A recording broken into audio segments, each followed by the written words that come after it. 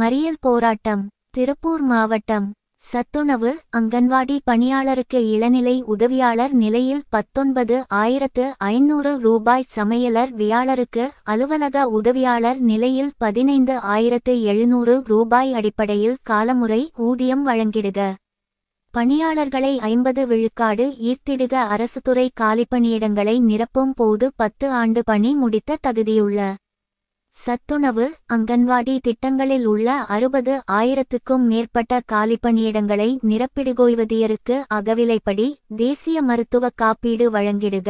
அரசு ஊழியர்களுக்கு உள்ளது போல் மகப்பேறு துடுப்பு 12 மாதம், மாத லைப்ல விடுப்பு, தற்செயல் விடுப்பு 12 நாட்களை மொத்தமாக அனுபவிக்கும் உரிமை. அங்கன்வாடிக்கு கோடை விடுமுறை, தற்காலிக பணிநீக்க காலத்தில் பிழைப்பூதியம். உச்சநீதிமன்ற தீர்ப்பின்படி பணிக்கொடை 10 லட்சம். கோரிக்கைகளை நிறைவேற்றிட வலியுறுத்தி சத்துணவு அங்கன்வாடி மறியல் போராட்டம்.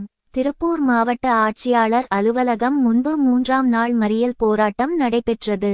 இந்த போராட்டத்தில் கூட்ட ஒருங்கிணைப்பாளர் மாவட்ட தலைவர் கே. முத்தமிழ்ராஜ் தலைமையில் நடைபெற்றது. இந்த கூட்டத்திற்கு சத்துணவு ஊழியர் சங்க மாவட்ட தலைவர் தனலட்சுமி வரவேற்புரை.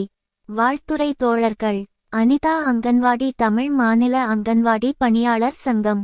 தமிழ் மாநில அங்கன்வாடி பணியாளர் சங்க மாவட்ட தலைவர் ராமாத்தாள். மேலும் தமிழ்நாடு அரசு ஊழியர் சங்க மாவட்ட தலைவர் ஈஸ்வரமூர்த்தி வாழ்த்துரை வழங்கினார்.